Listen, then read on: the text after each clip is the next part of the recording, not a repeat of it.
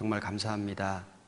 특별히 주님의 몸된 교회 안에서 귀한 봉사와 섬김을 행할 수 있도록 우리에게 기회를 주신 것 정말 감사합니다.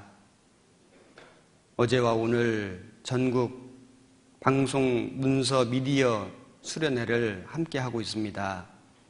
주님께서 우리의 마음을 더욱 감동시켜 주시고 또 우리가 이곳에서 배우고 느낀 모든 것을 하나님의 몸된 교회 안에서 실천하고 행함으로 하나님의 복음이 전해지는 일에 쓰임받기를 간절히 원합니다. 오늘 아침 우리에게 귀한 시간 허락해 주신 것 감사합니다. 말하는 사람의 입술도 주장해 주시고 듣는 모든 사람의 마음을 감동 감화시켜 주셔서 하나님의 말씀이 우리의 마음 속에 심령 속에 깊이 새겨질 수 있도록 도와주옵소서. 오직 주 성령께 모든 것 의지하고 부탁드립니다. 우리를 사랑하시는 우리 구주 예수님 이름으로 기도드렸습니다. 아멘. 열왕기상 21장을 찾겠습니다.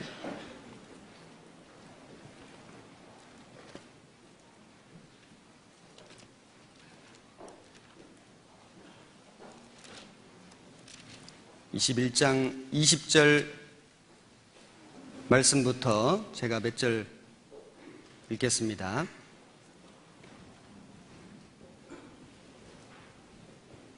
아합이 엘리야에게 이르되 나의 대적이여 네가 나를 찾았느냐? 대답하되 내가 찾았노라. 네가 스스로 팔려 여호와 보시기에 악을 행하였으므로 여호와의 말씀이 내가 재앙을 네게 내려 너를 쓸어버리되 네게 속한 남자는 이스라엘 가운데 매인자나 노인자를 다 멸할 것이요 또 네 집으로 느밧의 아들 여로보암의 집처럼 되게 하고 아히야의 아들 바아사의 집처럼 되게 하리니 이는 네가 나의 노를 격동하고 이스라엘로 범죄케 한 까닭이니라 하셨고 이세벨에게 대하여도 여호와께서 말씀하여 가라사대 개들이 이스라엘 성 곁에서 이세벨을 먹을지라 아합에게 속한 자로서 성읍에서 죽은 자는 개들이 먹고 들에서 죽은 자는 공중의 새가 먹으리라 하셨느니라 하니 25절 한 절은 같이 읽겠습니다. 예로부터 아합과 같이 스스로 팔려 여호와 보시기에 악을 행한 자가 없음은 저가 그 아내 이세벨에게 충동되었음이라. 방송 문서 미디어 수련회를 함께 할 수 있게 된 것에 대해서 하나님 앞에 감사드리고 그리고 멀리서 가까이서 또 이렇게 참여해 주신 우리 형제 자매님들께 감사를 드립니다. 수련회, 우리가 1년에 여러 차례 교회 안에서 여러 가지 이름으로 수련회를 갖고 있습니다. 수련회라고 하는 이름을 그 단어를 우리가 좀 생각해 보면 우리 말로는 금방 이해가 되는데 그 영어로 이 수련회를 어떻게 표현하는가 찾아보니까 리트리트입니다. 리트리트.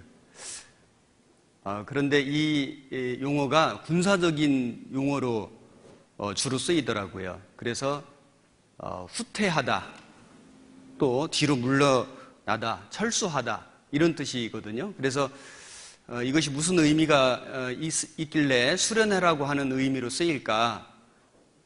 그 내용을 좀 이렇게 찾아보니까 어떤 그 전쟁 상황에서 잠시 뒤로 물러나 있는, 그런데 물러나는 그 이유가 충전을 위해서, 어떤 정비를 위해서 물러나 있는 겁니다. 그래서 다시 준비해서 맞서 싸우는, 이제 이것이 리트리트의 그 의미거든요.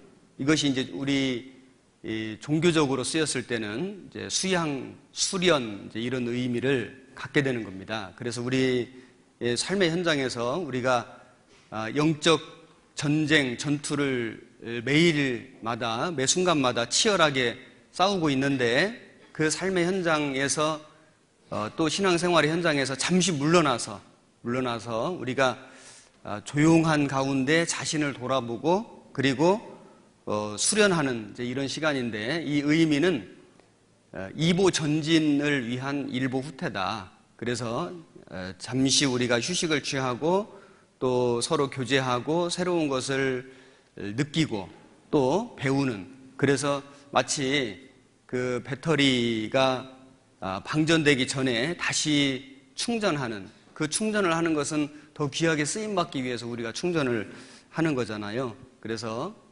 수련회, 우리가 교회 안에서 1년에 여러 차례 치러지는 모든 수련회는 그런 의미를 가지고 있다는 것을 다시 한번 생각할 때, 이번에 전국 방송 문서 미디어 수련회를 임하는 저희들의 마음이 새로운 주님의 주시는 힘을 받아서 재충전해서 가야 되겠다라는 것을 다시 한번 생각해보게 됩니다. 오늘 말씀의 주제는 충동, 격동, 감동. 다시 말씀드리겠습니다. 충동, 감동, 격동. 순서는 중요하지는 않습니다. 이 세 가지 키워드를 가지고 하나님 말씀을 통해서 우리가 좀 교훈을 받고 다시 한번 마음을 되새기는 그런 시간이 되었으면 좋겠습니다.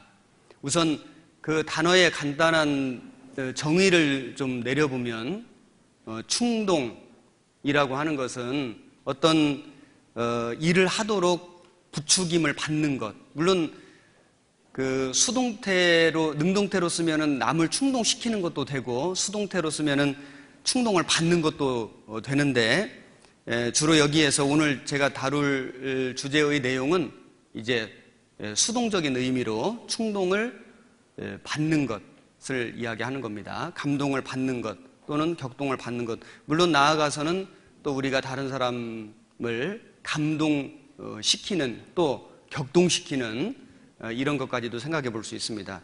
충동은 주로 나쁜 의미로 쓰였습니다. 사단이 죄를 짓도록 사람의 마음을 충동시키는 이런 쪽으로 주로 쓰였기 때문에 부정적인 쪽으로 많이 쓰였습니다. 그리고 감동은 하나님께서 하나님의 말씀으로 구원받은 사람들의 마음을 감동시켜서 하나님의 일을 할 수 있도록 하는 것, 또는 어떤 사람들의 마음을 감동시켜서 하나님의 은혜를 깨닫도록 하고 구원을 받도록 하는 것, 이런 것이 이제 감동이라고 할 수 있고, 우리는 하나님 말씀으로 감동을 받은 사람들이고 계속해서 하나님 말씀과 교제 가운데 감동을 받아가고 있는 사람들이고, 또 그 하나님 말씀으로 다른 사람을 감동시키는 일을 해나가는 사람들이다 라고 말씀드릴 수 있습니다. 영어에서 수동태는 be 플러스 pp잖아요. 영어 공부하는 거 아닙니다.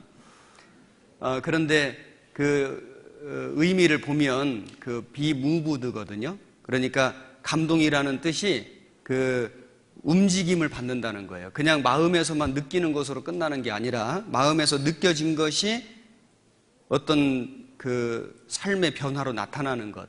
물론 마음 자체가 변화되는 것도 be moved인데, 그것이 나아가서 우리의 어떤 삶으로 변화로 나타나는 것까지가 감동이라고 할 수 있을 겁니다.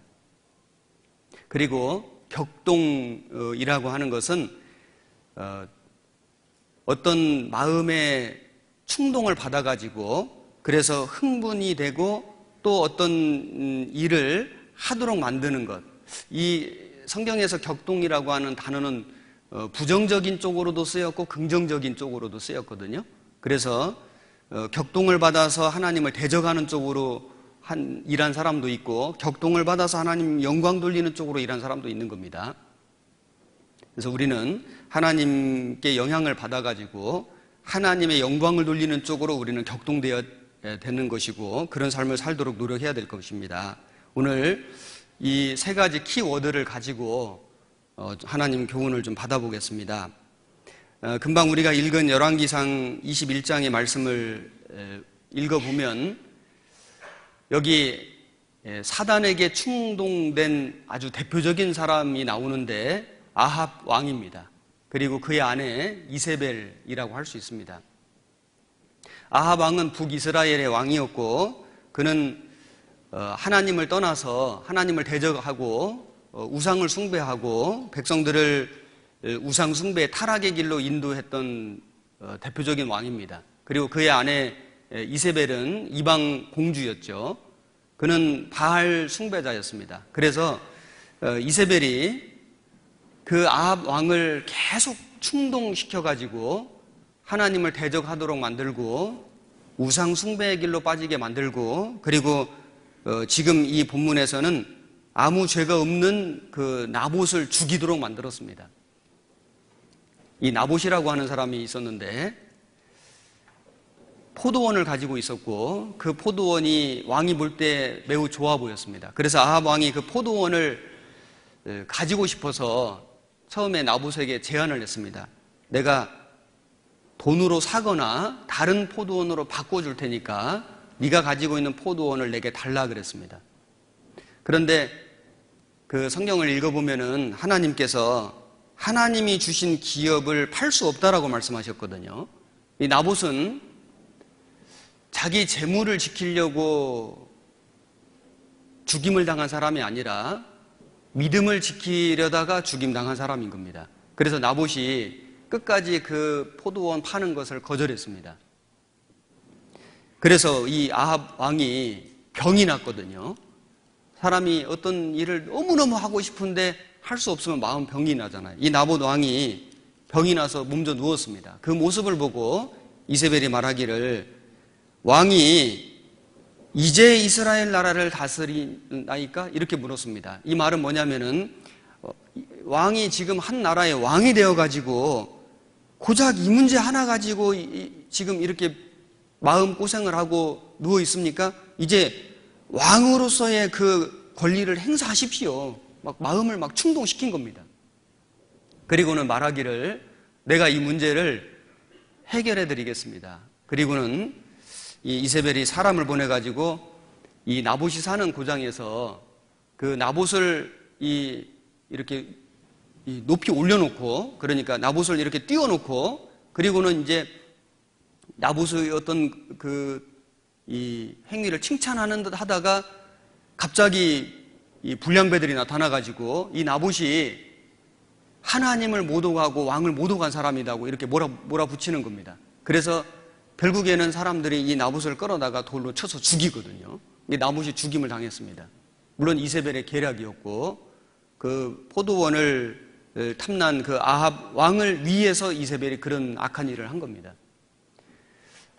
자, 아무도 이 사실을 모르는 것 같지만은 하나님은 다 보셨습니다. 그리고 하나님께서는 선지자를 보내서 이렇게 말씀했습니다.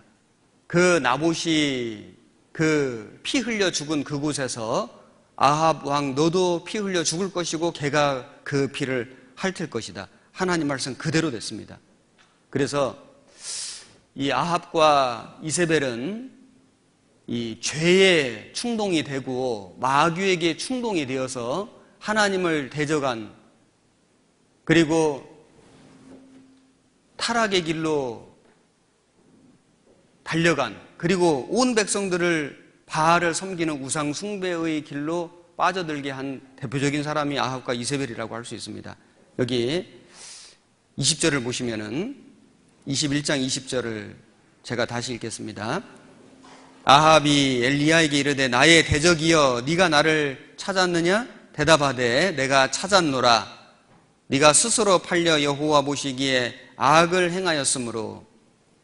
그런데 여기 보면 이 아합이라고 하는 사람이 단순히 이세벨 충동에 의해서만 그러면 죄를 진 것이냐? 사실은 정확히 말하면은 이 아합 왕 마음 속에 죄를 짓고자 하는 간절한 소원이 있었다는 겁니다. 그래서 네가 스스로 팔려 여호와 보시기에 악을 행하였으므로, 스스로 팔렸다는 것은 능동적으로 죄를 지었다는 것이고 죄를 짓는 걸 간절히 원했다는 뜻입니다. 하나님은 사람을 죄를 짓도록 시험하지는 않으십니다. 마귀는 사람을 죄를 짓도록 시험하거든요. 그래서 하나님이 사람을 시험하고 성도를 시험하는 그 시험은 성경에 보면은 영어로는 테스트입니다. 마귀가 사람을 시험하고 성도를 시험하는 것은 영어로는 템테이션이잖아요. 그래서 하나님은 사람을 시험할 때, 성도를 시험할 때 시험의 목적 자체가 선한 길로 인도하려고 시험하는 겁니다. 그래서 그 시험의 방법이 고난과 연단이거든요. 고난과 연단을 통해서 하나님을 향하도록, 하나님께 돌아오도록 하는 것이 하나님의 시험의 방법이고, 그리고 그 시험을 통과했을 때 영광과 상급 주시려고 하는 게 하나님의 의도인 겁니다. 그런데 마귀가 주는 시험은 그렇지 않죠. 템테이션, 마귀가 주는 시험은 유혹입니다. 그래서 온갖 것을 이렇게 유혹해가지고, 그래서 죄를 짓도록 해가지고, 넘어뜨려가지고 하나님을 떠나도록, 하나님 대적하도록 만드는 것이 마귀의 시험이거든요. 여러분, 베드로하고 가롯 유다는 둘 다 예수님의 제자였습니다. 그런데 이 베드로하고 가롯 유다는 이 마지막 가는 길이 너무 달랐거든요. 완전히 정반대였습니다. 자, 무엇이 그렇게 만들었을까?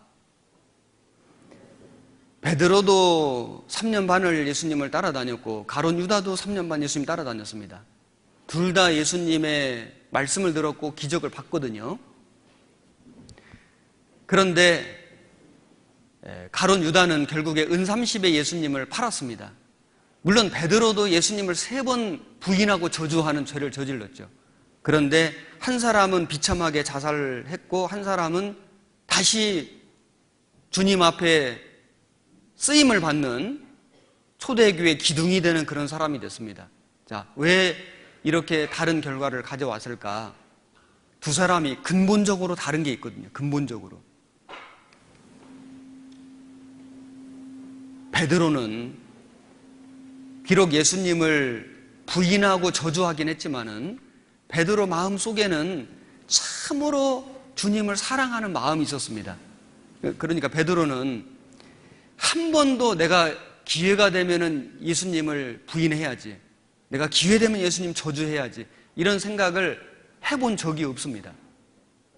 베드로는 어떤 상황이 돼가지고 자기도 모르게 그야말로 엉겁결에 나는 그를 모른다고 부인하고 저주했지만은, 그러나 그것이 신앙의 양심에 너무 찔림이 되고, 그리고 너무 부끄럽고 너무 죄송해서 심히 통곡하니라. 정말 베드로는 자기 자신이 내가 어떻게 예수님을 부인하고 저주했을까, 자기 자신을 용서할 수가 없었을 겁니다. 그 상심하고 그 절망에 빠진 베드로를 예수님 찾아가셨잖아요.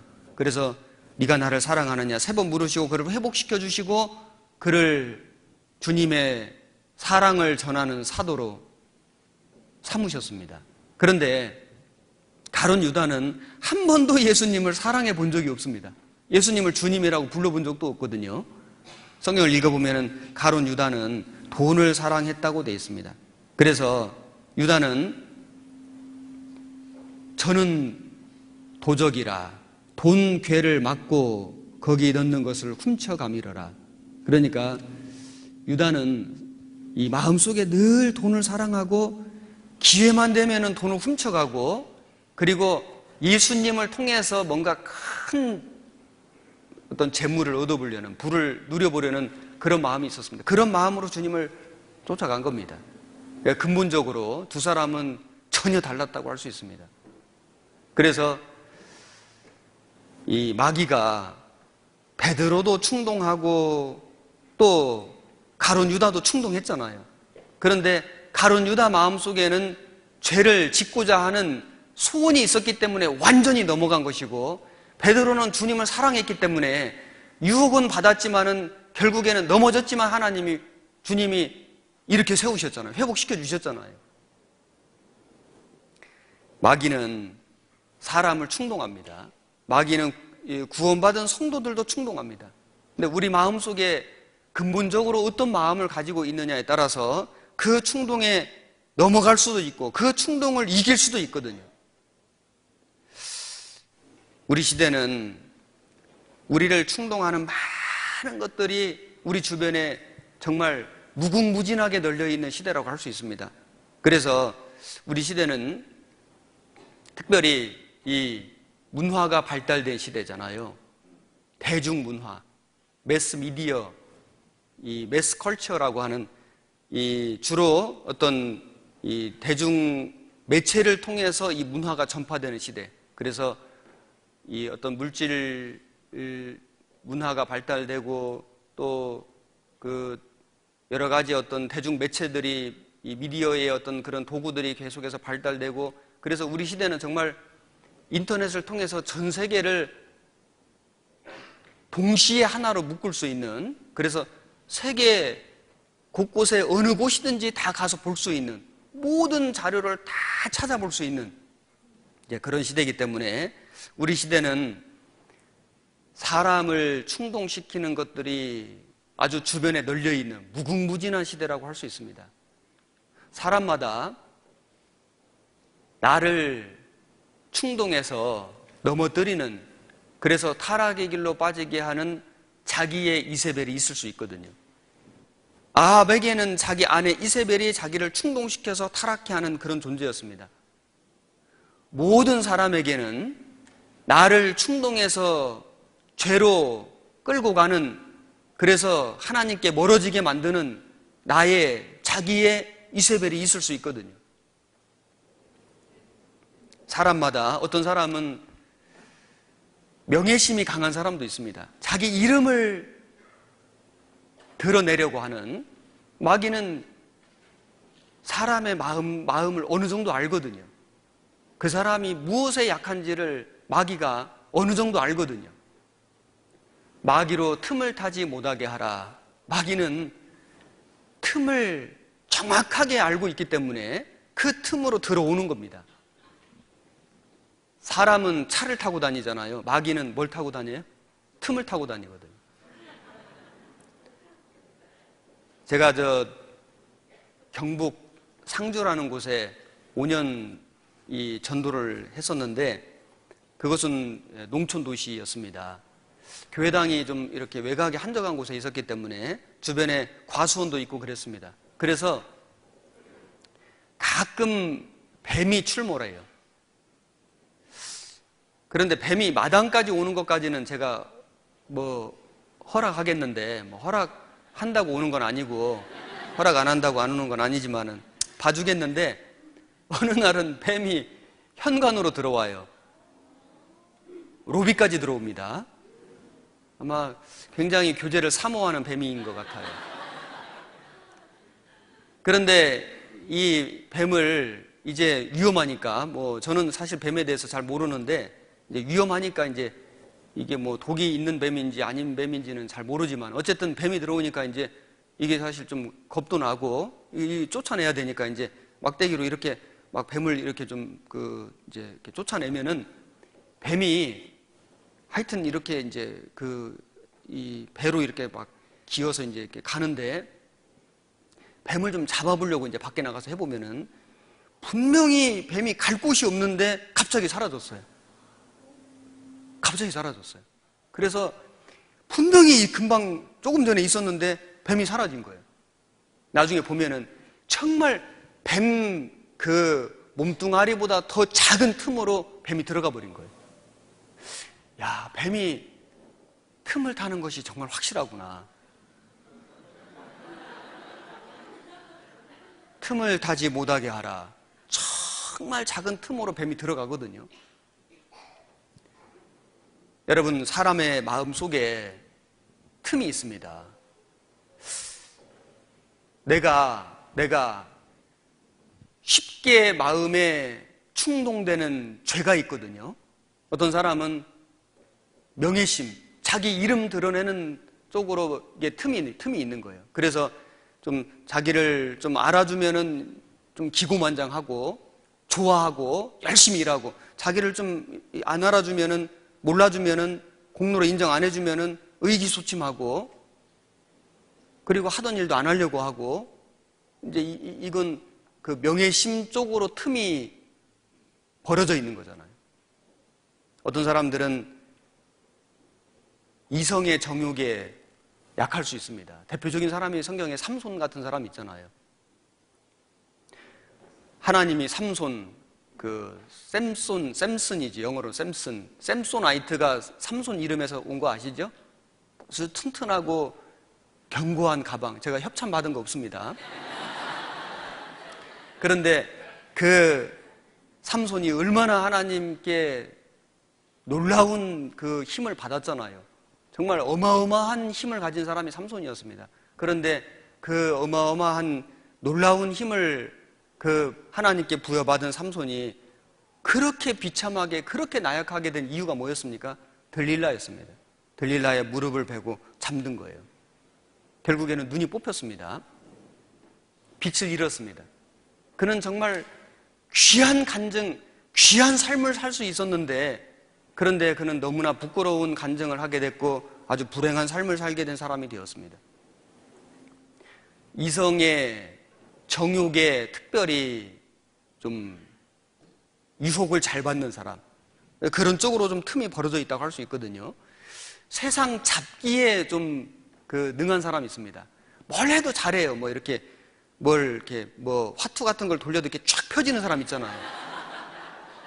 그게 참, 어떤 사람은 연습해도 안 되는데 어떤 사람은 참 잘하거든요.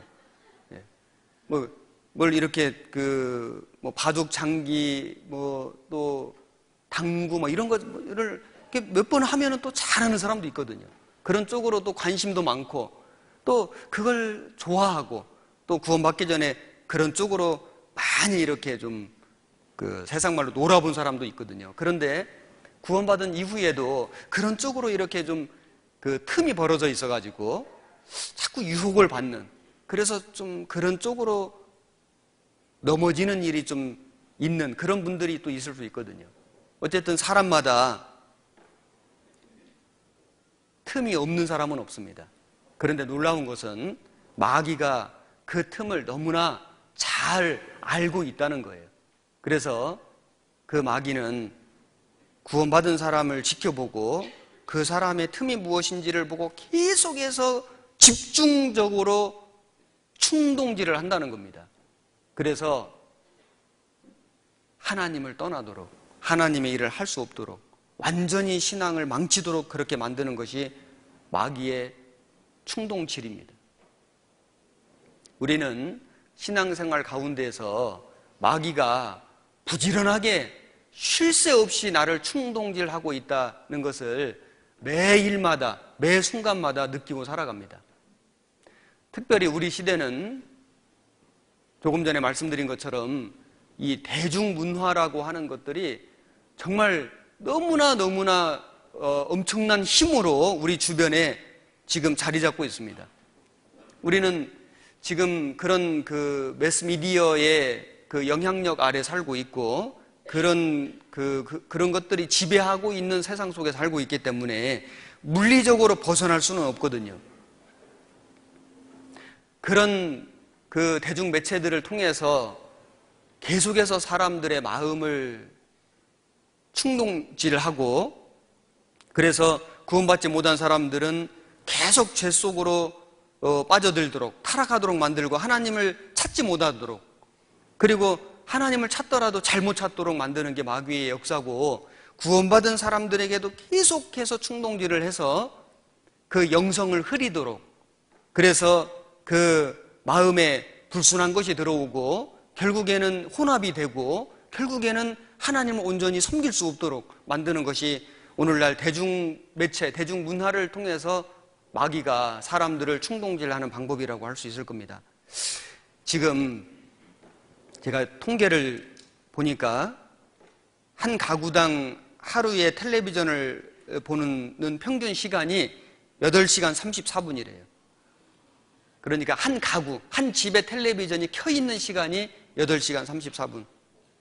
연령대별로 그 텔레비전 보는 시간들이 좀 다르긴 하던데, 젊은 사람들은 안방에서 텔레비전 거의 안 보죠.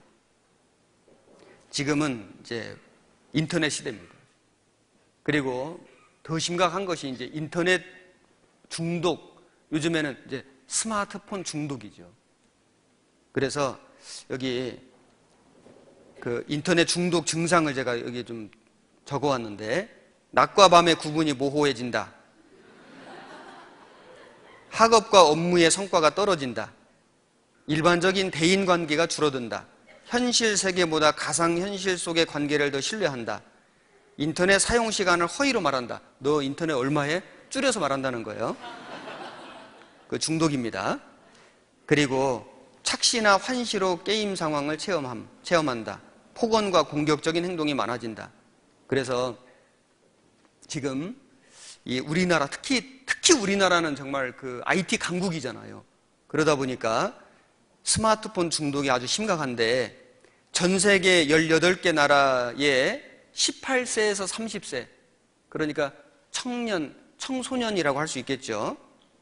유스그룹, 그 청년들 그룹을 대상으로 조사를 했는데, 여기 보면 기상 후에 가장 먼저 하는 일이 스마트폰이다. 세계 평균 90%인데 한국은 97%. 참 한국 뛰어나요.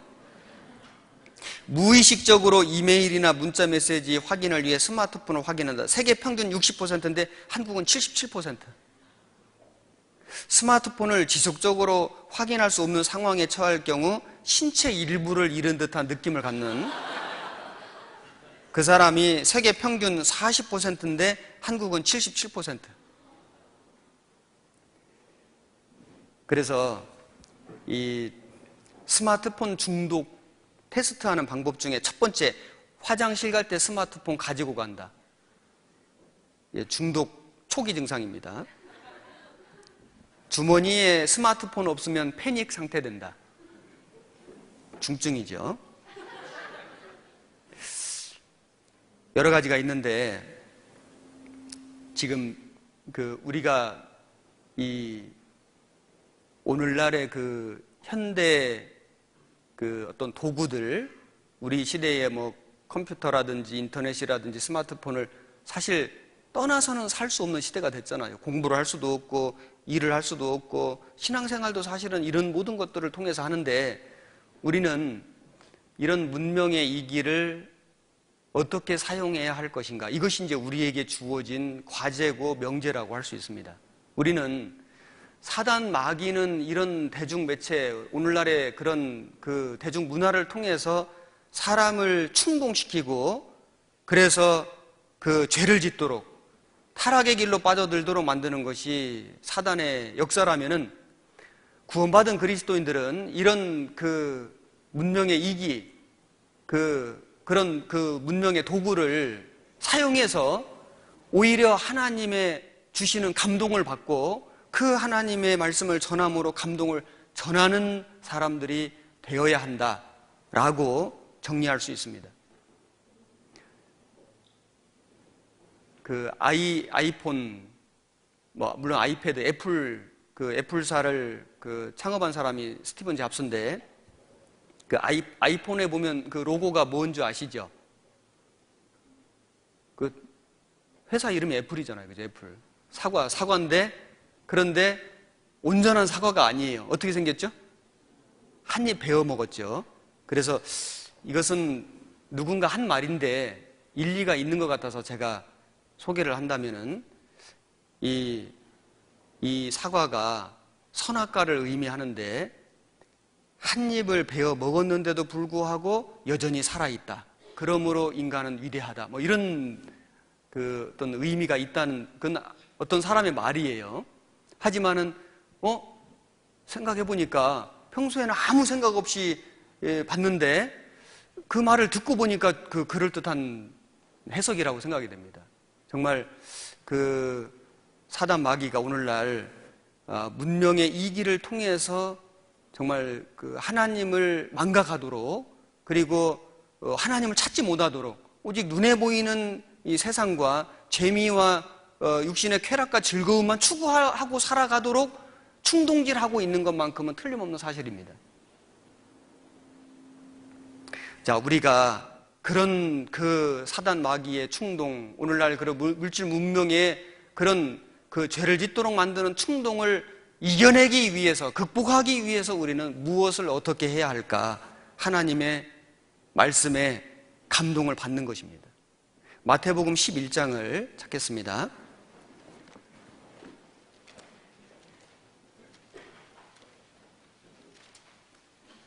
11장 16절입니다.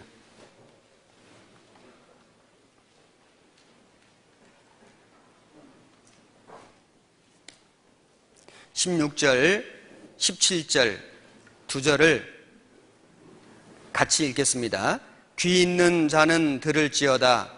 이 세대를 무엇으로 비유할꼬? 비유컨대 아이들이 장터에 앉아 제 동물을 불러 가로되 우리가 너희를 향하여 피리를 불어도 너희가 춤추지 않고 우리가 애곡하여도 너희가 가슴을 치지 아니하였다 함과 같도다. 사실 우리 시대, 우리가 살고 있는 이 시대는 감동이 점점 없어지는 시대, 사람들의 마음속에 감동이 없는 시대라고 할 수 있습니다. 오직 이 눈에 보이는 것을 쫓아서 살아가는 시대, 육신의 즐거움과 쾌락을 추구하며 살아가는 시대. 그러다 보니까 뭔가를 좀 생각하고, 그리고 서로 진실한 대화를 나누고, 그리고 서로의 기쁨과 즐거움을 나누고, 그걸 공감하고, 또 서로 위로하고 격려하는 이런 것들이 점점 사라지는 시대, 감동이 없어지는 시대, 무감동의 시대라고 말할 수 있습니다. 그래서 지금 읽은 말씀에도 우리가 너희를 향하여 피리를 불어도 너희가 춤추지 않고 우리가 애곡하여도 너희가 가슴을 치지 아니하였다 함과 같도다. 정말 사람들의 마음이 너무나 완고하고 강팍한 시대, 그런 시대가 바로 우리 시대입니다. 뉴스를 가끔 들어보면 더 이상 듣고 싶지 않다는 생각이 올라옵니다. 왜냐하면 들려오는 모든 소식들이 한결같이, 거의 한결같이 다 서로 미워하는 이야기, 서로 다투는 이야기, 서로 죽이는 이야기,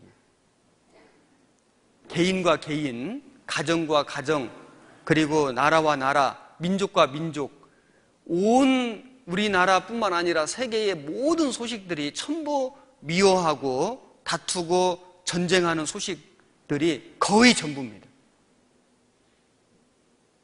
그래서 이 세상 돌아가는 소식을 전혀 모르고 살 수는 없는데, 좀 들어보려고 하면은 너무나 마음이 아픈, 정말 너무나 속이 상한 그런 마음을 느끼는 시대가 우리 시대입니다. 여러분, 분노 조절 장애라는 이야기 들어보셨죠?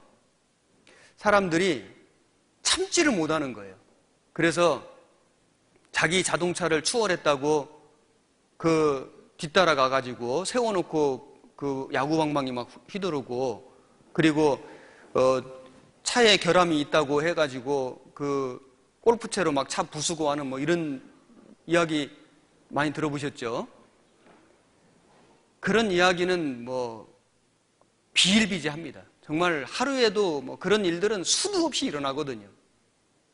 어떤 사람은 이제 술을 먹고 집에를 왔는데 텔레비전 소리가 자꾸 담 넘어 들리는 거예요.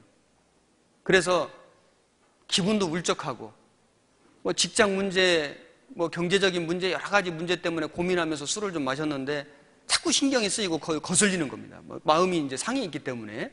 그래서 소리를 질렀어요. 담 너머로. 텔레비전 끄라고, 시끄럽다고. 그런데 안 끄는 겁니다. 화가 나가지고 그 담을 넘어서 그 2층 집에 올라가서 그 집에 이 남편 아내 애들이 있었는데 남편을 칼로 죽였거든요. 그런데 알고 보니까 텔레비전 소리가 그 집에서 난 소리가 아닌 거예요. 야, 정말 요즘에요, 우리가 이 상상할 수 없는 이 범죄들이 우리 주변에서 매일같이 일어나는 시대, 그걸 목격하고 듣는 시대입니다. 그래서 이제 남의 일에는 이제 상관을 안 하는 거예요. 간섭을 안 하는 거예요. 아예 그냥 못 본 채 하는 겁니다. 왜냐하면 무슨 봉변을 당할지를 모르기 때문에, 그렇게 무서운 시대가 됐기 때문에 사람이 죽어가도 그냥 지나가는 이런 시대가 되어버린 우리 시대거든요. 그래서 무감각의 시대, 무감동의 시대가 우리 시대입니다. 여러분, 그런 시대를 살아가는 그리스도인, 우리 구원받은 우리들은 어떻게 살아야 할 것인가? 우리는 하나님의 말씀으로 감동을 받은 사람들입니다. 성경은 하나님의 감동으로 기록되었다고 되어 있잖아요. 디모데후서를 보겠습니다.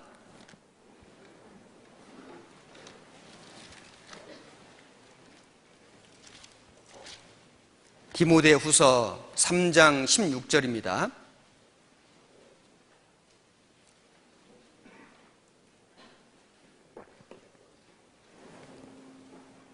16절, 17절 같이 읽겠습니다. 모든 성경은 하나님의 감동으로 된 것으로 교훈과 책망과 바르게 함과 의로 교육하기에 유익하니 이는 하나님의 사람으로 온전케 하며 모든 선한 일을 행하기에 온전케 하려 함이니라. 하나님의 말씀, 성경은 하나님의 감동으로 기록해 주신 것입니다. 그래서 약 40여 명의 기자들이 하나님의 그 말씀을 받아서 적었는데, 하나님이 그 사람을 감동시켜서 적도록 하신 겁니다. 감동으로 기록된 하나님의 말씀을 깨닫는 방법은 감동입니다. 우리가 하나님 말씀을 단순한 지식으로만 듣는다면 결코 구원받을 수 없을 거예요. 하나님의 사랑을 깨달을 수 없을 겁니다. 그런데 놀랍게도 우리가 마음을 낮추고 간절하게 하면은 성령이 우리 마음을 감동시켜가지고, 그래서 하나님의 그 참 사랑, 그 사랑을 깨닫도록 도와주시잖아요. 우리 구원받을 때 감동 받았거든요. 그 감동으로 구원을 받았습니다. 그리고 그 이후에도 우리가 신앙생활을 하는 가운데 하나님은 계속해서 하나님 말씀으로 우리를 감동시켜 주십니다. 그래서 그 감동을 받고 우리는 그 감동의 힘으로, 능력으로 교훈과 책망과 바르게 함과 그리고 의로 교육을 받습니다. 우리가 이 감동이 없는 시대에, 또 모든 보이는 것에 충동되는 이 시대에 그런 마귀의 그 유혹을 이겨내려면은, 그래서 올바른 신앙생활을 하고 하나님의 복음을 전하는 사람이 되려면은 우리는 끊임없이 하나님의 말씀에 감동받는 삶을 살아가야 한다. 이것이 우리가 할 수 있는 유일한 방법이라고 생각합니다. 우리는 하나님의 말씀을 계속해서 듣고 읽고 교제하고 기도하고 하는 가운데 성령의 충만이라는 것을 받을 수 있거든요. 성령의 충만. 구원을 받을 때는 성령의 강림이 임했습니다. 성령의 강림, 성령이 우리 가운데 오신 거죠. 그리고 그 성령은 떠나지 않습니다. 이걸 성령의 내주라고 하죠. 그리고 그 성령은 우리가 우리 마음을 이렇게 일깨울 때 성령의 충만이 됩니다. 그래서 내가 할 수 없는 놀라운 일을 하는 거예요. 내가 할 수 없는 용기 있는 말을 하는 겁니다. 하나님이 그 사람을 완전히 바꾸어가지고 하나님의 도구로 쓰시는, 그게 성령 충만한 사람이고 성령 충만한 사람의 삶이거든요. 그런데 성경을 읽어보면은 성령의 소멸이라고 하는 말씀이 나옵니다. 데살로니가 전서를 찾아보겠습니다.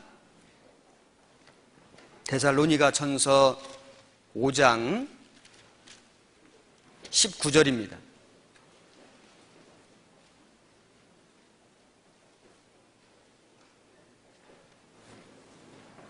(5장 19절) 제가 읽겠습니다. 성령을 소멸치 말며 예언을 멸시치 말고 범사에 헤아려 좋은 것을 취하고 악은 모든 모양이라도 버리라.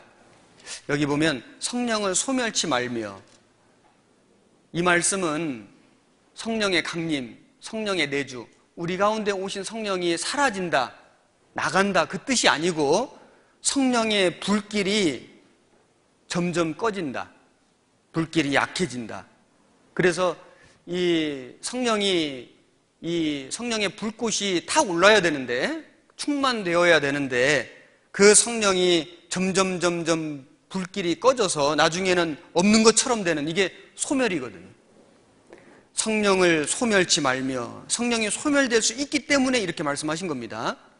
언제 우리의 성령이 소멸될까? 하나님의 그 감동으로 받은 그 구원, 그 처음 사랑을 우리가 잊어버릴 때. 그래서 처음 사랑을 버렸느니라 이런 말씀이 있죠. 그 우리가 받은 그 구원의 기쁨을, 그 즐거움을 우리가 잊어버릴 때, 구원 자체를 잊어버릴 수는 없죠. 구원의 기쁨과 즐거움을 잊어버릴 때, 그 구원받은 사람들과의 그 교제 속에서 떠나갈 때 성령은 소멸됩니다. 죄의 유혹을 받을 때, 그 사단 마귀의 충동을 받을 때, 마귀가 틈을 탈 때, 그래서 거기에 미혹돼서 아합처럼 스스로 팔려 범죄함이라 어떤 죄의 길로 나아갈 때, 그때에 성령은 충만되는 것이 아니라 소멸된다라고 말씀드릴 수 있습니다. 같은 시대, 같은 환경에 두 사람이 살았잖아요. 아합과 엘리야입니다. 엘리야는 아합의 시대에 살았고 계속해서 아합에게 하나님 말씀을 전했습니다.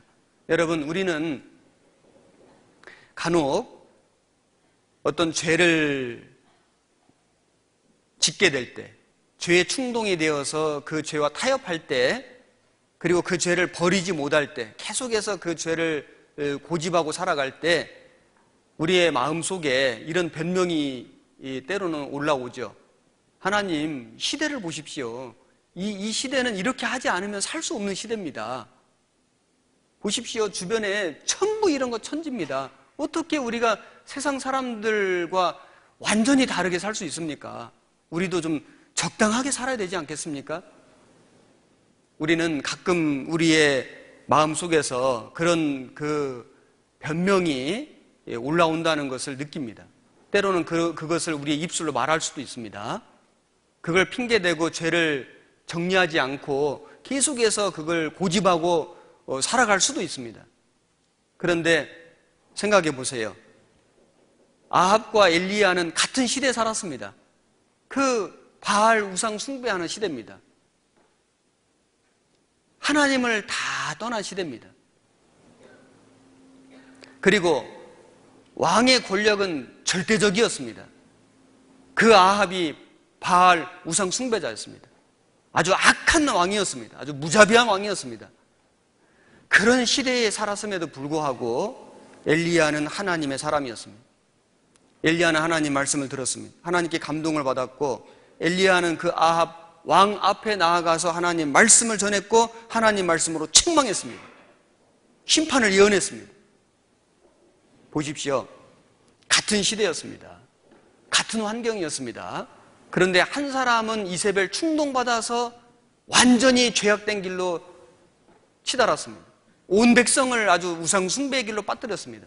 그러나 한 사람은 하나님의 감동을 받아서 그 죄에 충동된 아합을 경고하고, 그리고 그 심판을 예고하고, 그리고 하나님 주신 능력으로 바알 선지자들을 죽였습니다. 같은 시대, 같은 환경에 살았지만은 선택은 전혀 달랐습니다. 우리도 마찬가지입니다.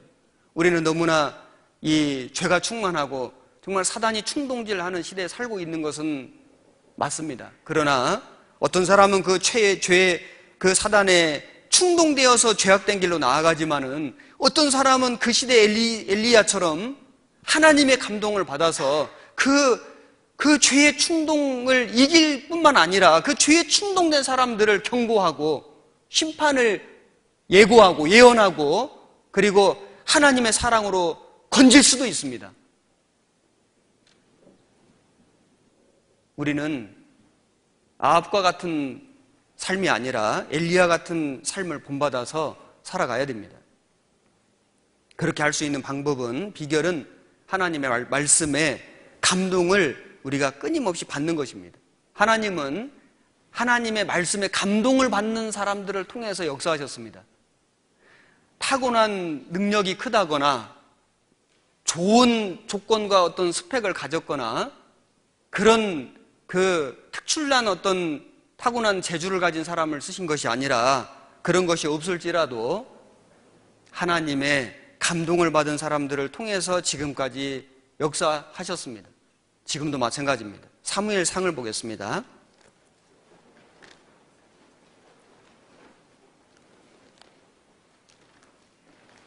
사무엘상 10장입니다.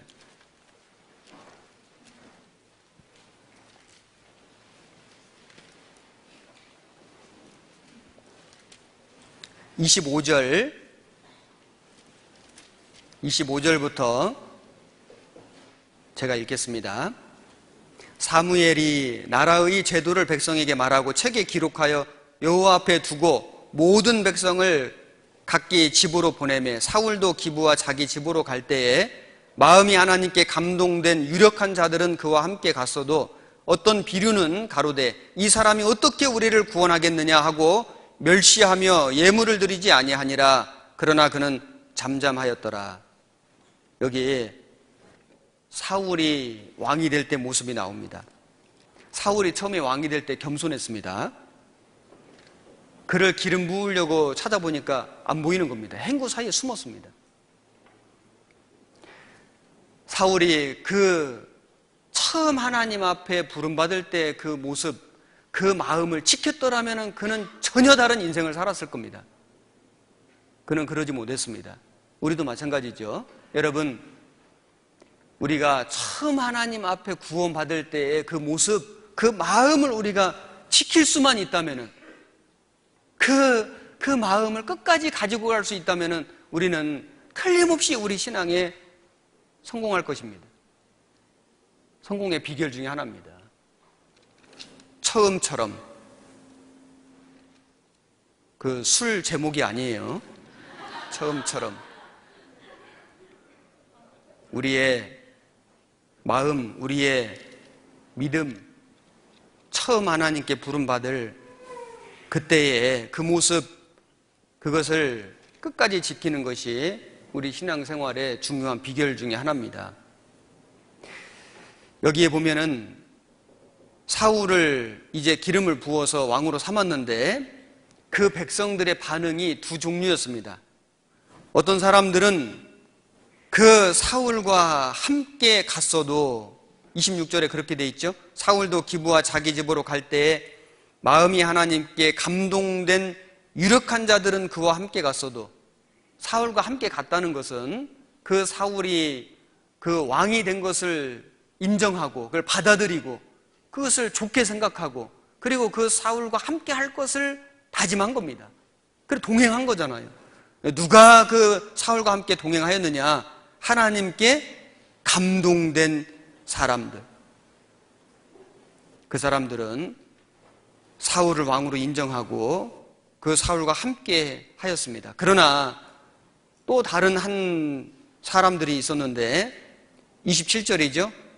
어떤 비류는, 어떤 불량배들은 가로되 이 사람이 어떻게 우리를 구원하겠느냐 하고 멸시하며 예물을 드리지 아니하니라.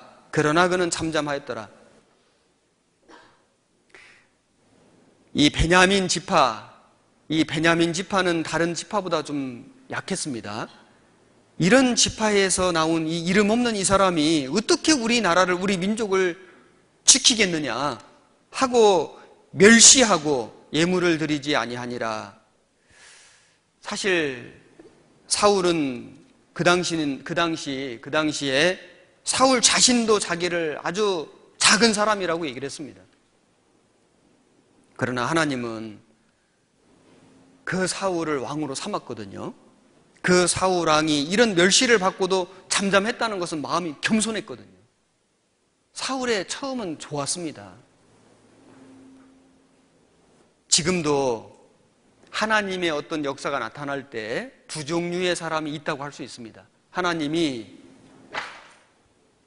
한 사람을 구원하기도 하고 그 사람을 성장시키기도 하고 그 사람을 하나님의 몸된 교회 안에 일꾼 삼기도 하고 어떤 교회를 세우기도 하고 교회당을 건축하기도 하고 또 복음을 전해서 이 다른 나라에 선교사가 나가기도 하고 또 교회가 세워지고 하나님이 많은 역사를 지금 일으켜 주시고 계시는데 그 하나님의 역사를 바라보는 구원받았다고 하는 성도들의 그 반응이 두 종류가 있을 수 있다는 거예요. 한 사람들은 야, 이것이 하나님의 역사다. 진짜 이거 하나님이 하신 일이다. 마음이 감동된 사람들이 있습니다. 그 마음이 감동된 사람들은 그와 함께 갔어도 한 것처럼 그 하나님과 함께 동행하고 함께 협력하고 그 하나님이 쓰시는 사람들을 함께 순종하고 함께 그 동행합니다. 그런데 간혹 또 그렇지 않은 사람들도 있거든요. 멸시하며 예물을 드리지 아니하니라. 그래서 오히려 하나님의 그 역사가 분명함에도 불구하고 뭔가 자기 마음에 마땅치가 않은 거예요. 자기 마음에는 안 드는 거예요. 자기에게는 좀 불리한 거예요. 자기 원래 원하던 모습이 아닌 거예요. 그래서 멸시하며 이게 무슨 하나님의 역사냐 하고 예물을 드리지 아니하니라. 오히려 비난합니다. 비방합니다. 헐뜯고 깎아내리고 그리고 왜곡하고 그래서 전혀 사실과 다른 것을 계속 말하고 그래서 많은 사람들의 마음을 아주 충동질하는 그런 일들도 있을 수 있습니다. 사울이 하나님이 그 사울의 마음을 감동시키니까 놀라운 능력을 행한 겁니다. 여기 11장 6절에 보시면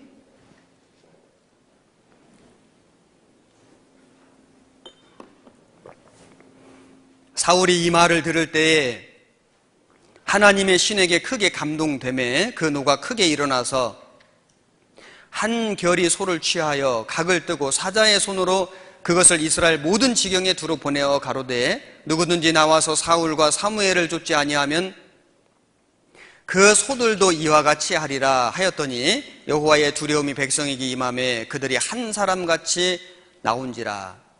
여기 암몬이 이 길르앗 야베스를 침략했습니다. 길르앗 야베스라는 것은 그 가나안 땅 중에서 요단강 동편 쪽의 땅을 얘기하는 겁니다. 여기를 이 암몬이 침략을 했는데 그래서 사울이 이제 그 소식을 듣고 자기 동족들이 위험에 처했다는 걸 알고 그리고 이제 싸우러 나가는데 하나님의 신에게 크게 감동되매 사실 사울은 그냥 무명의 사람이었거든요. 기름 부음 받았는데 아직 정식으로 왕으로 등극하지 않았습니다. 그런데 여기 하나님의 신에게 크게 감동이 되니까 이 사울이 이 소를 각을 떠가지고 이스라엘 모든 지경에 보내니까 이 백성들이 마음이 격동이 돼가지고 그래서 한결같이 나오는데 33만 명 군사가 모집이 된 겁니다. 그리고 암몬하고 전쟁을 해가지고 큰 승리를 거뒀거든요. 놀라운 일이 벌어진 겁니다. 상상할 수 없는 일이 벌어진 거예요. 하나님이 사울을 쓰셨는데 사울을 어떻게 쓰셨냐면은 사울을 갑자기 무슨 최신 무기 준 게 아니에요. 사울에게 무슨 엄청난 무슨 어떤 재주, 기능 같은 걸 갑자기 주신 게 아니라 하나님이 여기 하나님의 신에게 크게 감동되매 바로 이겁니다. 여러분, 우리는 사실 대부분이 이름이 없다는 건 내 이름이 없다는 게 아니라 이 세상에서 알려지지 않은 그 무명한 사람들이 많고 사실 우리는 우리 자신을 이렇게 돌아볼 때는 정말 나는 이렇게 재주가 없을까? 나는 이렇게 할 줄 아는 게 없지. 잘하는 게 하나도 없네.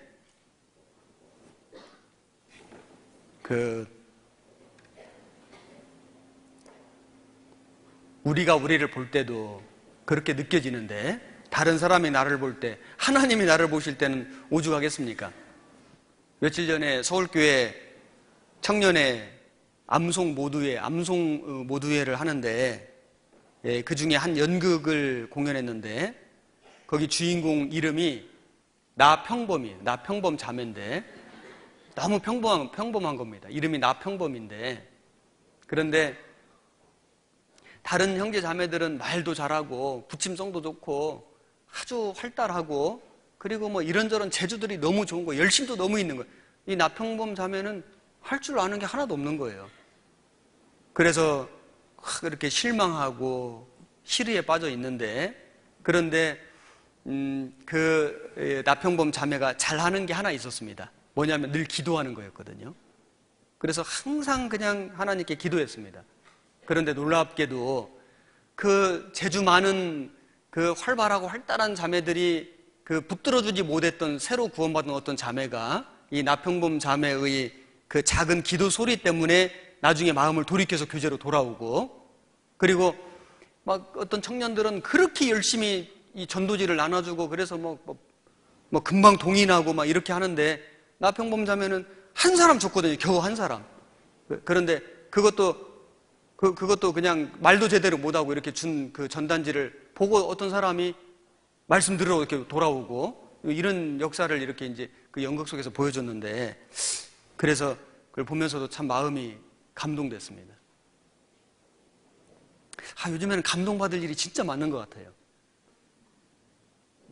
우리가 우리 주변에 하나님이 구원받은 사람들을 통해서 나타내 주시는 모든 일들 속에서는 사실 우리가 전부 다 감동받을 소재들입니다. 아주 큰 것부터 아주 작은 것까지 사실 감동받으려고만 하면은 모든 것에서 우리는 감동받을 수 있는 소재들이 우리 교회 안에 교제 속에 널려 있거든요. 사울이 하나님의 신에게 감동될 때 상상할 수 없는 큰 일을 할 수 있었습니다. 우리는 정말 너무나 무명한 사람들이고, 우리 역시도 평범한, 정말 나평범한 사람들이지만은, 그러나 우리가 하나님의 신에게 크게 감동될 때 우리는 정말 내가 상상도 못할 엄청난 일을 할 수 있거든요. 하나님은 그런 능력이 있는 분인 겁니다. 문제는 감동되는 것이 중요해요. 우리는 감동받는 사람이 되어야 됩니다. 성경 에스라 2장을 찾아보겠습니다.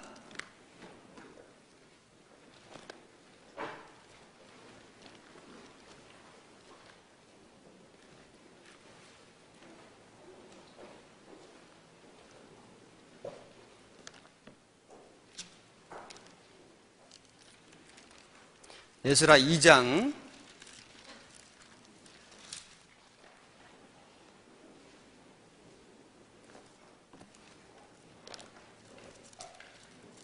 1절. 옛적에 바벨론 왕 느부갓네살에게 사로잡혀 바벨론으로 갔던 자의 자손 중에서 노임을 받고 예루살렘과 유다 도로 돌아와 각기 본성 스라야와 르엘라야와 모르드게와 빌산과 미스발과 비그웨와 르훔과 바나 등과 함께 나온 이스라엘 백성의 명수가 이러하니. 자, 그리고 64절. 온 회중의 합계가 42,360명이요 그 외에 노비가 7,337명이요. 자, 우선 거기까지 보겠습니다. 여기 보면은 에스라 시대에 페르시아 고레스 왕이 에레미야 예언대로 이스라엘 백성들을 포로에서 귀환시켜줬잖아요. 그래서 이 바벨론 포로 잡혀왔던 그 사람들이 이제 그 고레스 왕, 이방 나라의 왕의 마음을 하나님이 감동시켜가지고, 그래서 에레미야 예언을 성취시켜 주신 겁니다.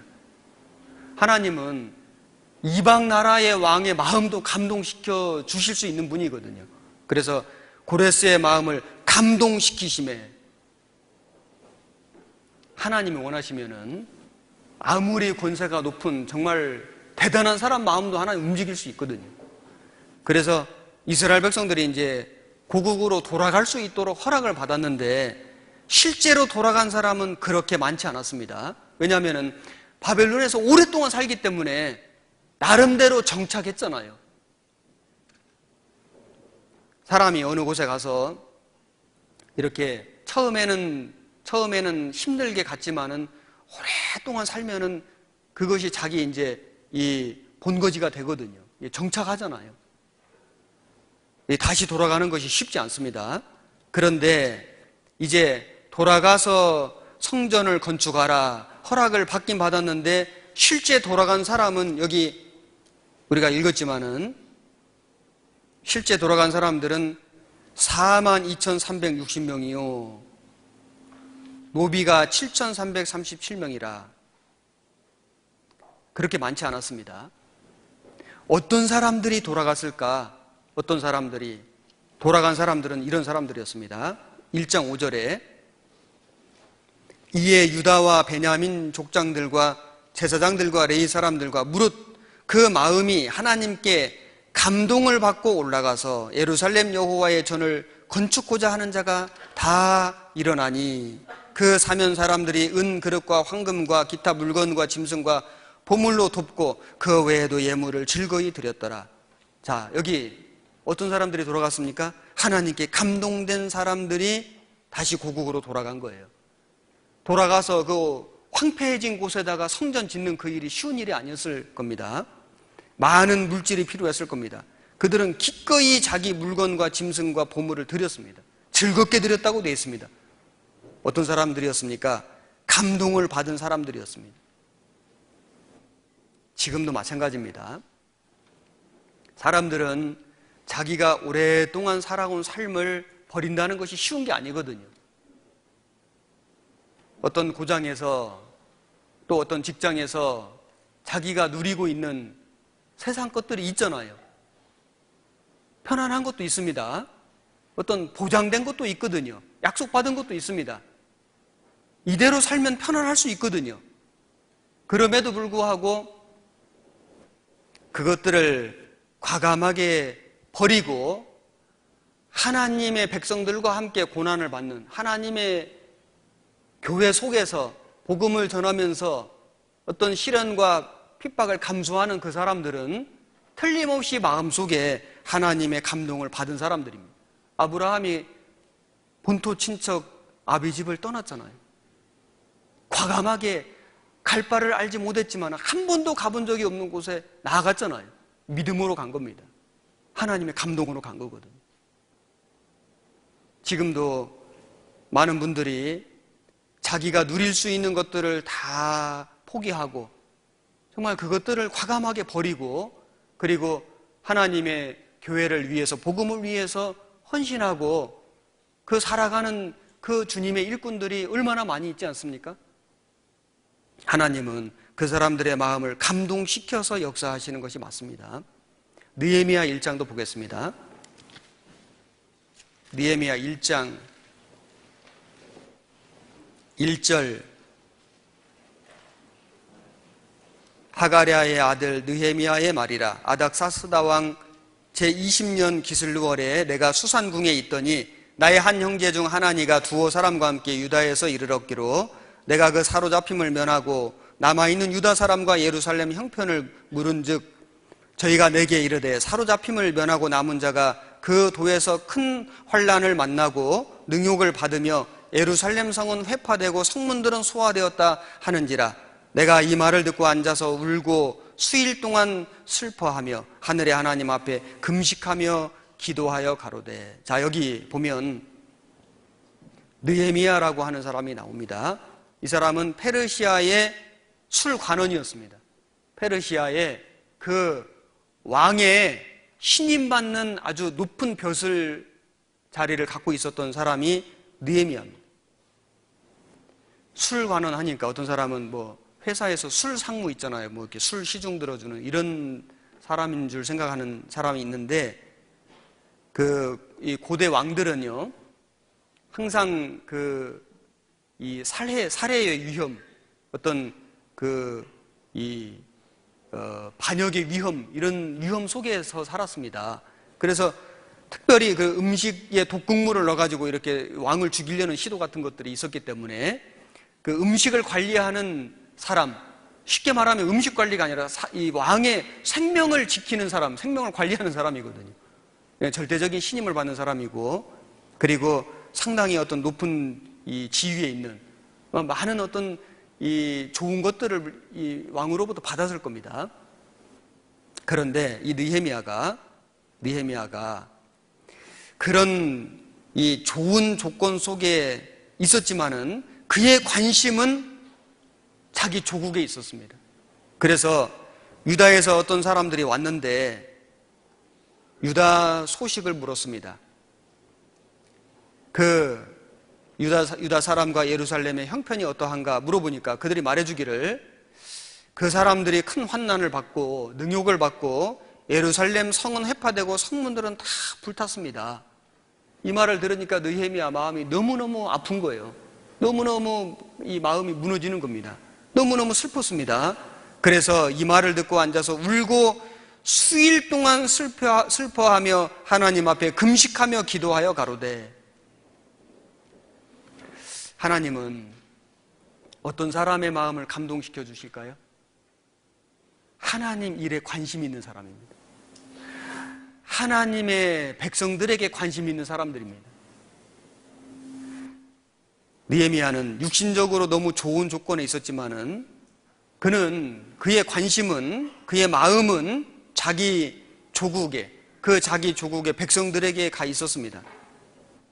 그래서 결국에는 이 느헤미야가 너무나 마음에 큰 슬픔을 느꼈고, 이 신하는 왕 앞에서 얼굴을 항상 이렇게 밝게 해야 되는데, 근심된 얼굴을 하고 나오면 안 되는데, 느헤미야가 너무나 마음에 큰 슬픔이 있었기 때문에 이걸 감출 수가 없었습니다. 하루는 왕의 앞에 섰는데 근심이 가득 있는 거예요. 그래서 왕이 물었습니다. 너가 어찌하여 얼굴에 수색이 있느냐? 이런 네 마음에 무슨 근심이 있음이로다. 느헤미야가 두려웠지만은 왕에게 사실을 말했습니다. 지금 우리나라 이 성벽이 다 무너지고 성문이 다 불타고 이렇게 지금 고난을 받고 있습니다. 네가 무엇을 원하느냐? 이게 놀라운 얘기거든요. 이방 나라의 왕이 자기 신하가 자기 조국의 어떤 그 어려움을 얘기하는데, 왕이 내가 너에게 무엇을 해줄 것인가? 이거는 하나님이 그 왕 마음을 감동시켜 준 겁니다. 느헤미야가 순간적으로 깨달았습니다. 아, 이거 하나님이 내 기도 들어주신 거다. 그래서 왕에게 말하기 전에 하늘의 하나님께 묵도하고 왕에게 고하되, 느헤미야는 하나님이 기회 주신 거라는 것을 직감적으로 알았습니다. 기도하는 사람의 특징이 뭐냐면은 어떤 상황이 딱 벌어지면 이거 하나님이 기회 주신 거다. 깨닫는 사람은 늘 기도하는 사람입니다. 근데 기도하지 않는 사람의 특징은 뭐냐면은 하나님이 기회 주셔도 기회인 줄을 몰라요. 좋은 날, 좋은 기회 다 지나갑니다. 근데 아무 감각이 없습니다. 감동이 없습니다. 기도하지 않기 때문입니다. 기도하는 사람은 어떤 말씀이 들려오면, 어떤 상황이 전개가 되면, 아, 이것이 하나님이 지금 내게 주신 말씀이고 내게 주신 기회다. 그걸 즉각적으로 깨닫는 사람은 늘 기도하는 사람입니다. 느헤미야는 기도하는 사람이었고 그것이 하나님이 주신 기회라는 것을 알았습니다.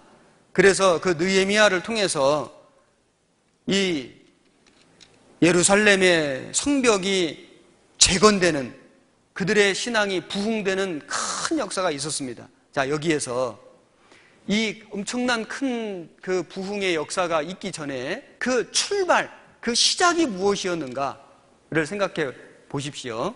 무엇이었습니까? 그 느헤미야의 기도. 그 느헤미야의 기도 이전에 그 느헤미야의 자기 이 조국을, 또 자기 조국의 백성들을 그 공감하는 마음이었습니다. 공감, 같이 느낀다, 이런 뜻이죠. 하나님은 어떤 사람을 감동시키냐면은 하나님의 마음을 공감하고자 하는 사람, 하나님의 그 백성들의 마음을 공감하고자 하는 사람, 이뤄진 영혼들의 마음을 그 공감하고자 하는 사람, 그 사람 마음을 하나님이 감동시켜주는 거 맞습니다. 공감. 참 이것은 오늘날 우리 시대 우리 이 그리스도인들에게 너무나 필요한 정말 그 키워드다라고 생각합니다. 공감. 우리는 공감할 줄 아는 사람이 돼야 되거든. 만약에 느헤미야가 그 자기 조국을 생각하지 않고 자기 조국을 공감하려는 마음이 없고 자기 그 조국의 백성들의 어떤 그 고난과 시련을 돌아보지 않고 공감하려는 그런 마음이 없었다면은 그 느헤미야가 근심하지도 않았을 것이고 기도하지도 않았을 것이고 그리고 왕에게 고하지도 않았을 것이고 물론 왕이 허락할 일도 없고 성벽은 여전히 무너지고 성문은 불타고 예루살렘 백성들은 그 시련 속에서 계속 살았을 겁니다. 그런데 어떻게 이런 놀라운 부흥의 역사가 있었습니까? 올라가서 보면은 제일 먼저 느헤미야의 공감하는 마음이 있었습니다. 우리도 마찬가지입니다. 우리가 하나님의 큰 역사를 나타내기 전에 그 시작, 출발이 뭐냐면은 우리가 하나님의 마음을 공감하는 거예요. 하나님 마음을 우리가 느껴보는 겁니다. 생각하는 거예요. 그리고 주님의 몸된 교회, 그 교회 형제 자매들의 마음을 깊이 생각해 보는 겁니다.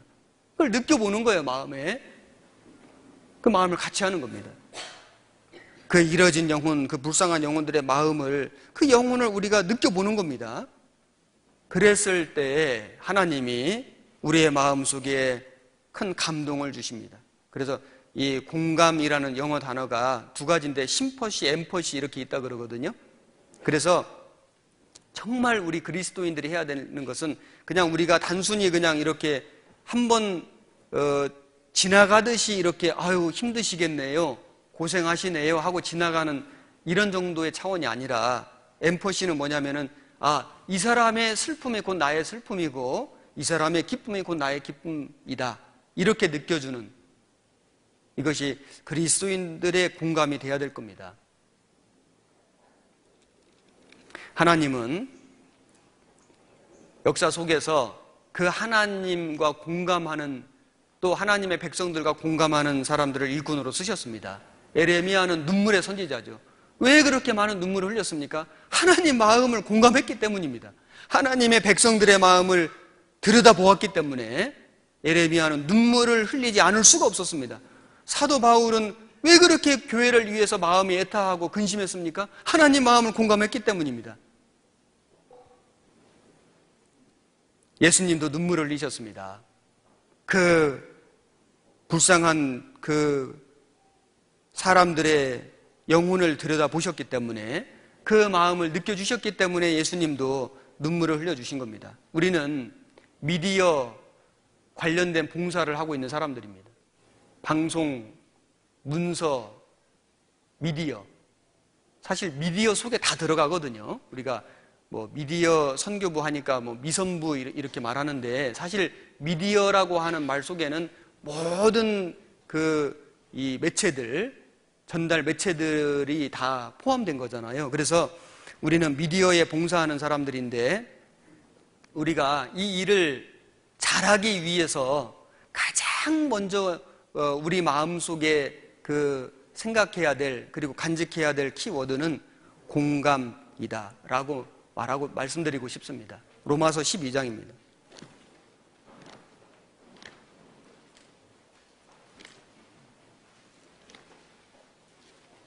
12장 15절.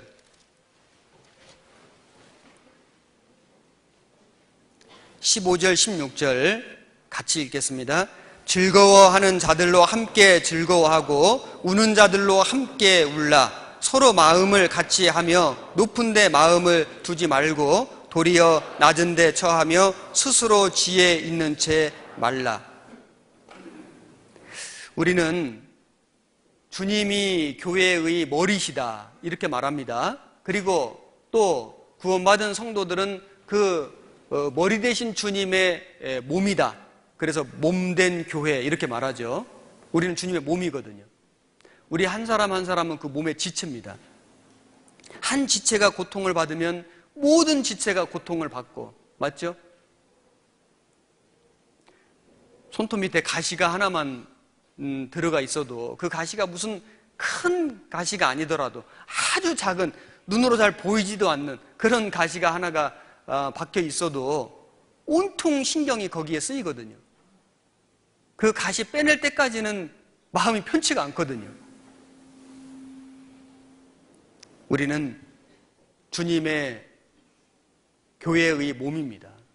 주님은 우리의 머리가 되시고 우리는 그 머리 되신 주님의 몸이고, 우리 한 사람 한 사람은 그 몸의 각 지체라고 말씀드릴 수 있습니다.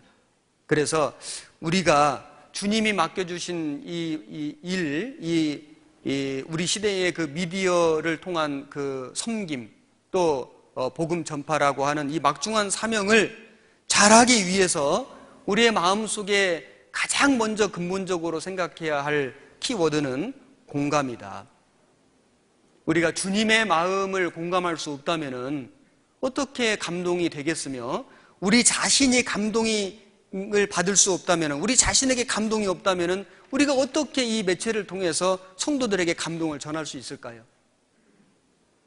그리고 그 잃어진 영혼들, 이 세상 눈에 보이는 것을 쫓아 살아가는 그 강팍한 마음을 가진, 그 단단한 껍질로 둘러싸인 그 여리고성과 같은 그 심령을 가진 그 사람들의 마음을 어떻게 깨뜨릴 것이며, 그들의 마음을 어떻게 움직여서 하나님 말씀이 역사하도록 할 수 있을까요? 먼저는 우리의 마음속에 그 하나님의 마음, 그 주님의 그 마음을 공감하는 것이 반드시 필요할 겁니다. 그리고 형제 자매님들의 그 형편을 우리가 돌아보고 물어보고 관심을 갖고 귀를 기울이고 하는 그런 모든 노력들이 결국에는 우리의 마음을 감동시켜 주시고, 그 감동을 통해서 하나님은 이런 그 미디어 매체를 통해서 우리 시대에 역사하시고 큰 놀라운 일을 일으켜 주실 거라고 확신합니다. 그리고 우리가 주님의 일을, 이 맡겨진 일을 잘하기 위해서 마음을 같이 하고 협력하는 게 필요합니다. 빌립보서 1장입니다.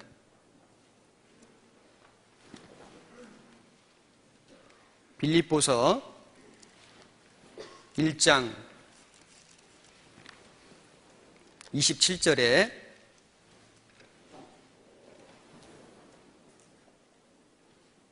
한 절만 같이 읽겠습니다.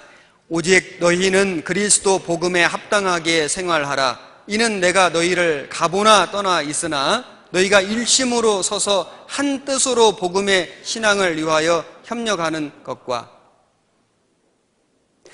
그리스도 복음에 합당하게 생활하라. 자, 우리가 어떻게 살아가는 것이 복음에 합당한 생활일까요? 일심으로 서서 한 뜻으로 복음의 신앙을 위하여 협력하는 것이 시작입니다. 출발입니다. 복음의 신앙을 위하여 우리가 협력하는 것은 복음에 합당한 그 생활 중에 가장 처음 시작이라고 할 수 있습니다. 교회가 계획하는 일들, 교회가 하고자 하는 일들, 교회가 준비하는 일들, 많은 일들이 있잖아요. 그 모든 일들과 우리가 협력하는 것, 그래서 협력한다는 것은 돕는 거죠. 그리고 모든 걸 함께 하는 겁니다. 여기 지금 전국 방송 문서 미디어 수련회에 이렇게 직접 오셨습니다. 500여 분 가까운 많은 분들이 오셨는데 적극적인 협력을 하신 거라고 할 수 있습니다. 어떤 분들은 마음은 있었지만은 정말 오고 싶었지만은 형편이 안 돼서 못 오신 분도 계실 수 있고, 어떤 분들은 형편은 되지만은 마음이 없어서 못 오신 분이 계시면 안 되는데 혹시 있는지는 모르겠습니다. 협력은 마음도 있어야 되고, 그리고 어떤 구체적인 행함으로 나타나는 것도 있어야 됩니다. 그래서 우리가 교회와 협력한다, 여기 그 복음에 합당하게 생활한다는 것은 교회의 모든 일과 협력하는 것입니다. 교회가 하는 일은 포커스가 항상 복음이잖아요. 영혼 건지는 거잖아요. 항상 우리가 이 최종 목적지를 잃어버리지 않는 것이 중요하거든요. 우리의 그 신앙생활의 최종 목적이 뭐냐, 교회의 최종 목적이 뭐냐, 영혼 건지는 거거든요. 예수님이 이 세상에 오신 목적, 성경을 주신 목적, 하나님이 세상을 창조하신 목적, 내가 지금 살아있는 목적이 뭘까요? 복음 전하는 거거든요. 우리가 그것을 잃어버리면 나침판 고장난 것처럼 우리 인생이 고장난 겁니다. 우리의 신앙이 고장난 거거든요. 항상 해답을 찾을 때, 어떤 것을 판단할 때 가장 근본적으로 내 삶이, 내 인생의 목적이 복음 전하는 것 쪽으로 딱 고정되어 있으면 거의 올바른 판단을 할 수 있을 겁니다. 교회는 복음을 전하는 것에 초점이 맞춰져야 되고, 내 개인의 인생도 복음이 전하는 것에 초점이 맞춰져야 되고, 그리고 우리가 하는 모든 봉사도 복음이 전해지는 것에 초점이 맞춰져 있다면 우리는 크게 흔들리지 않고, 그리고 올바른 판단을 하고, 그리고 협력할 수 있을 거라고 생각합니다. 오늘 충동, 감동, 그리고 격동, 세 가지 키워드를 말씀드리고 있습니다. 마지막으로 격동에 대해서 생각해 보겠습니다. 격동은, 이 충동은 주로 부정적인 쪽으로 쓰였던 낱말이고, 감동은 아주 긍정적인 쪽으로 쓰여진 낱말인데, 격동은 둘 다 해당되는 낱말입니다. 때로는 격동돼서 나쁜 쪽으로 갈 수도 있고, 격동이 돼서 좋은 쪽으로 쓰임받을 수도 있습니다. 우리는 격동이 되어서 하나님 일하는 쪽으로 쓰임받아야 되고, 그리고 또 한 가지, 우리 특별히 오늘 이 미디어 관련 봉사자들은 다른 형제 자매님들의 마음을 또 격동시키는 일에 쓰임받는 사람이 돼야 됩니다. 고린도후서 9장을 찾겠습니다.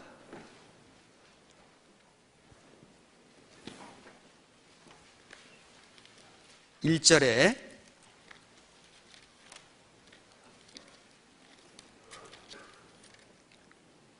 성도를 섬기는 일에 대하여 내가 너희에게 쓸 필요가 없나니 이는 내가 너희의 원함을 알미라. 내가 너희를 위하여 마게도냐인들에게 아가야에서는 1년 전부터 예비하였다 자랑하였는데 과연 너희 열심히 퍽 많은 사람을 격동시켰느니라. 사도 바울은 지금 고린도 교회에 편지를 쓰고 있습니다. 그래서 이 고린도 교회가 예루살렘 교회를 위해서 그 어려운 중에도 헌금을 준비했다. 1년 전부터 예비했다. 이걸 아가야 교회에다가 자랑을 많이 했다는 겁니다. 마게도니아 교회에게 자랑했다는 겁니다. 아가야는 이 수도가 고린도거든요. 고린도 교회를 얘기하는 거고, 그래서 아가야 고린도 교회에서는 예루살렘 교회를 위해서 1년 전부터 그 돕는 헌금을 준비했다. 그 어려운 중에 그런 놀라운 일을 했다. 이것을 마게도니아 교회들에게 자랑을 했다는 겁니다. 마게도니아 교회는 데살로니가 교회, 빌립보 교회, 베레아 교회 이런 교회들입니다. 그래서 그 고린도 교회에 그 열심히 많은 사람을 격동하였느니라. 그러니까 마음을 이렇게 충동질해가지고 감동해가지고 좋은 쪽으로 나가도록 역사했다는 겁니다. 우리가 주변에 일어나는 많은 일들, 말하자면 지금 세상에서 일어나고 있는 일들, 어떤 세계 정세라든지, 그리고 또 도덕이 무너지고 윤리가 파괴되는 것이라든지 이런 지금 이 세상의 모든 일들을 보고도 우리는 마음에 격동받아야 되거든요. 보십시오.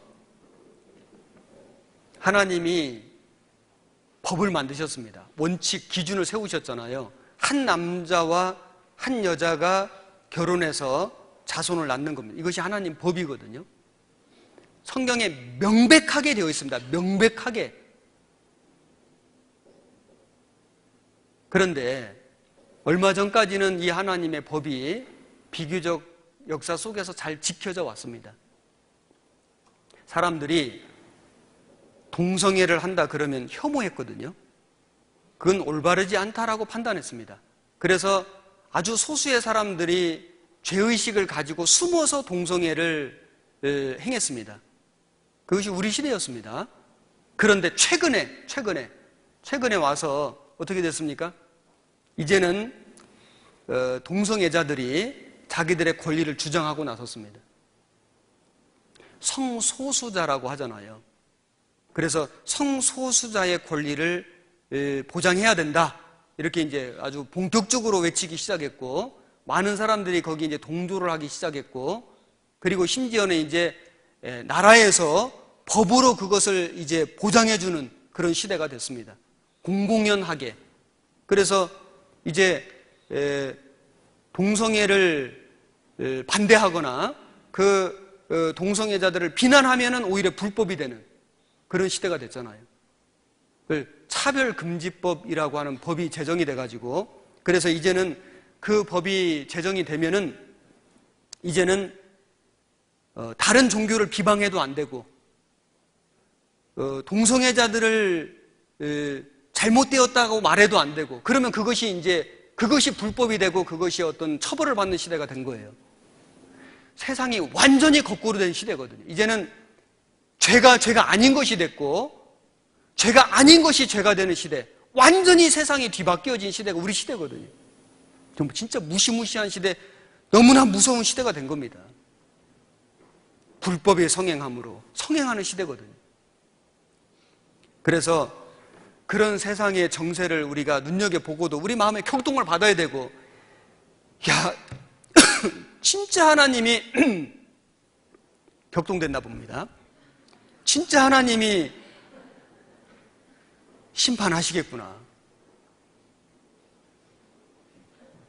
정말 하나님이 더 이상은 참고 기다리실 수 없는 지경이 되었구나.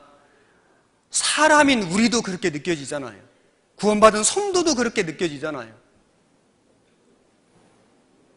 우리는 그 세상의 정세를 보고도 도덕과 윤리가 땅에 떨어지는 정도가 아니라 이제는 완전히 뒤바뀌어지는 그런 그 시대의 상을 보고도 우리는 마음의 격동을 받아야 되고, 찔림을 받아야 되고, 더욱 깨어 살아야 되고, 그리고 교회 안에 일어나는 모든 일들, 주님이 역사하시는 일들, 작년에도 우리는 참 많은 시련을 겪었습니다. 우리 교회를 비방하는 이야기, 우리 복음을 회방하는 이야기, 참 많은, 무수히 많은 이 교회 안팎의 비난과 비방 속에서 우리가 정말 너무 가슴 아파했거든요. 그런데 이제 해가 바뀌고 올해 물론 여러 가지 어려움들은 지금도 상존하고 있지만은, 그러나 올해 정말 하나님이 그 모든 것을 또 통해서 우리에게 교훈을 주시고 우리 마음을 더 견고케 하시고, 올해 들어서 사실 서울 교회뿐만 아니라 지역교회, 여러 해외 교회들도 훨씬 더 작년보다 더 복음이 힘있게 전해진다는 게 느껴집니다. 작년에, 올해 그렇게 엄청난 세간의 비방과 비판, 판단 속에서도 계속해서 하나님 이 말씀대로 나오는 사람들이 있었고, 그런 속에서도 구원받는 역사가 계속 있었거든요. 야, 하나님은 일하신다. 지금도 하나님은 구원받는 영혼을 찾고 계신다. 남아있는 겁니다. 우리는 세상의 그 죄악을 통해서도 격동을 받고, 주님의 몸된 교회 안에서도 우리는 하나님의 일하시는 역사를 보고 격동을 받아야 됩니다. 그리고 우리가 할 일은 우리 이 미디어 관련된 우리 봉사를 하는 우리 형제 자매님들의 하실 일은 우리에게 주어진 그 봉사를 통해서 그 받은 그 격동을, 그 받은 그 감동을 다른 형제 자매님들에게 전하는 일, 정말 이건 너무너무 중요한 일이다 라고 생각합니다. 거의 대부분의 형제 자매님들이 컴퓨터를 이용합니다. 인터넷을 사용합니다. 그리고 스마트폰을 가지고 있습니다. 우리는 사단 마귀는 이러한 그 물질 문명의 이기, 그 도구를 가지고 사람을 충동해서 죄를 짓도록 만들고 타락의 길로 빠져들도록 역사하지만은 오히려 우리는 이런 물질 문명, 이런 이기, 이런 도구를 가지고 하나님의 감동을 받는 도구로 우리가 사용해야 하고, 그리고 우리는 그 감동을 전함으로 형제 자매님들의 마음을 격동시키는 그 일을 우리가 해야 됩니다. 할 수 있습니다. 반드시 또 해야만 되는 겁니다. 저는 시간만 나면은 이 집에서도 이제 말씀을 듣거나 뭐 찬송을 듣거나 씨띠나무를 듣거나 또는 뭐 하여튼 볼 수 있으면 보고 들을 수 있으면 듣습니다. 뭐 예를 들면 아침에 일어나서 이제 뭐 준비를 하잖아요. 뭐 옷을 갈아입고 뭐 또 양치질도 하고 뭐 머리도 빗고 드라이도 하고 이렇게 할 때도 할 수만 있으면은 뭔가를 듣거든요. 할 수만 있으면은. 제가 몇 년 전에는 뭘 들었냐면은 8시 KBS 뉴스를 들었습니다. 왜 뉴스를 들어요? 뉴스 볼 시간이 없어가지고 한 20분 정도 이렇게 하는데 거의 정확하게 그 메인 뉴스가 나오니까 그걸 들었는데 몇 년 전에 그렇게 좀 하다가 뉴스를 듣는 것보다는 좀 다른 걸 해봐야 되겠다. 그래서 이제 제가 그 시간만 되면은 어쨌든 여기에 지금 뭐 보관되어 있는 설교 말씀들도 있고 이제 수시로 뭐 다운받아서 이제 뭐 지역교회라든지 다른 교회 또는 뭐 올라온 말씀들이 많이 있잖아요. 그걸 이제 듣기도 하고 또는 찬송을 듣기도 하고 또는 우리 깨사모에 올라와 있는 우리 미디어에서 운영하는 그 방송을 듣기도 하고 이렇게 하고 있는데 참 그 순간순간마다 굉장히 마음속에 감동됩니다. 요즘에는 그래서 이제 심지어 좀 더 이제 진보가 돼가지고 이제 샤워할 때도 들어요. 어떻게 듣냐면은 이 스피커 있잖아요. 그 USB 스피커, 그 무선 스피커 이런 거 이제 좀 소리가 크게 나잖아요. 소리가 크게 나니까 막 크게 틀어놓고 막 들으면 이제 뭐 샤워 소리가 좀 커도 다 들립니다.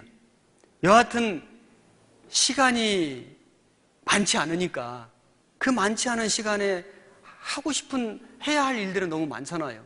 어쨌든 그런 시간조차도 좀 늘 그런 건 아니지만 그렇게 하려고 노력은 하거든요. 그런데 그 순간순간에도 들려오는 그런 그 말씀들 또 그런 사연들 그런 그 찬송들 여러 가지 그런 소식들이 굉장히 마음에 참 감동이 됩니다.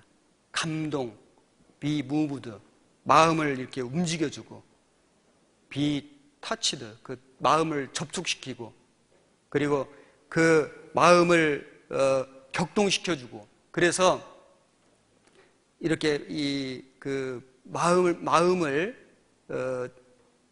우리가 세상을 살다 보면은 이렇게 드라이해지잖아요. 건조해지잖아요. 그런데 적셔주거든요. 그런 거 느껴지시죠? 사람은 그 나이가 조금씩 들어가면 눈물이 많아진다고 그래요. 그래서 그런 것인지 저래서 그런 것인지 어째서 그런 것인지는 잘 모르겠는데 이상하게 눈물이 자주 나와요. 그래서 눈에 좀 약간 좀 병이 생겨서 그런지도 모르겠고 아니면은 조금 뭐 죄송합니다만 저보다 연세 드신 분들도 많이 계신데 나이가 조금씩 들어서 그런지도 모르겠고 그냥 어떤 때는 이렇게 하늘만 봐도 가끔씩 눈물이 나오고 좀 이상한 것 같죠? 그리고 가끔 이렇게 눈을 감고 지나온 과거를 이렇게 회상해봐도 가끔 참 눈물이 나오고, 하나님 말씀을 듣다가도 눈물이 나고, 찬송을 듣다가도 눈물이 나고.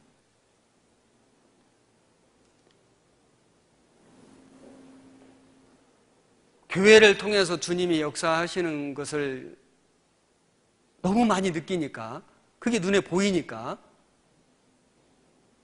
눈물이 나고, 교회 안에 고통받는 형제 자매님들 그 수없이 많은 그 사연들, 가슴 아픈 이야기들, 그리고 그런 걸 들을 때마다 눈물이 나고, 또 어떤 분들은 충동돼서 잘못 격동이 돼가지고 교회를 오해하고 불신하고 깊이 상심하고 절망하고 심지어 교회를 떠나는 그런 그 이야기를 들을 때마다, 또 그런 그 모습들을 지켜볼 때마다 눈물이 나고.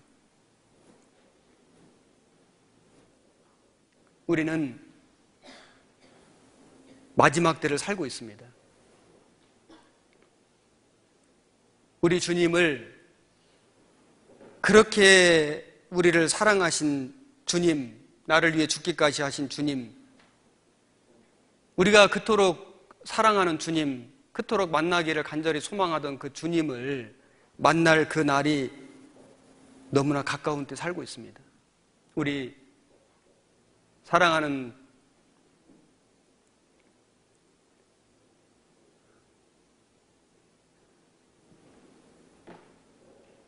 형제 자매님들,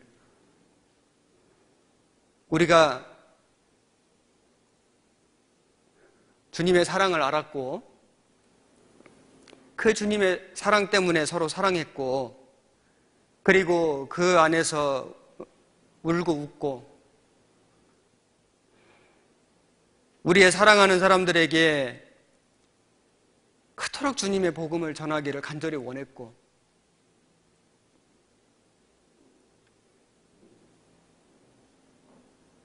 그렇게 우리가 살아왔습니다. 어떤 분들은 1년, 어떤 분들은 3년, 어떤 분들은 5년, 어떤 분들은 10년, 15년, 20년, 30년도 살았습니다. 여러분, 시대도 변했습니다. 사람들도 변했습니다. 우리도 겉모습은 변했습니다. 하지만 변하지 않는 게 있습니다. 우리 주님은 변하지 않았습니다. 주님의 복음도 변하지 않았습니다. 주님이 나를 사랑하신 사랑도 변하지 않았습니다. 그 주님이 내게 주신 약속도 변하지 않았습니다. 우리는 그 변하지 않는 그 주님이 계시기 때문에 지금까지 어떤 어려움이 있더라도, 어떤 시련, 어떤 고난, 마귀의 미혹, 여러 가지 비방, 정말 그 충동, 그 많은 것들이 있더라도 지금까지 믿음 지키고 여기까지 온 것은 변하지 않는 주님, 그 주님의 사랑, 그 주님의 복음, 그 주님의 약속이 있었기 때문에 온 겁니다. 잘 오셨습니다. 우린 정말 서로 격려해야 됩니다. 우린 정말 잘 했습니다. 조금 더 견뎌야 됩니다. 우리가 조금 더 힘을 내야 됩니다. 정말 주님 오실 때 우리가 이 믿음 지키다가 나의 달려갈 길을 마치고 주님 앞에 서야 됩니다. 수많은 형제 자매님들이 주님의 감동받기를, 말씀으로 주님의 역사 가운데 감동받기를 소원하고 있습니다. 우리 주변에 감동받은 많은 소식들, 많은 사연들이 많이 있습니다. 우리는 그 모든 것들을 잘 수집하고, 그걸 연구하고, 노력해서 그것을 전파하고, 그 목말라 하는, 그 가슴 아파하는, 그 힘들어하는, 지쳐있는 형제 자매님들에게 그것을 통해서 감동을 주고, 격동을 주고, 그래서 교회가 더욱 힘이 있고 부흥이 되고 복음이 전해지는 하나님의 영광이 나타나는 그 일을 우리가 맡은 거예요. 이 작은 일이 아닙니다.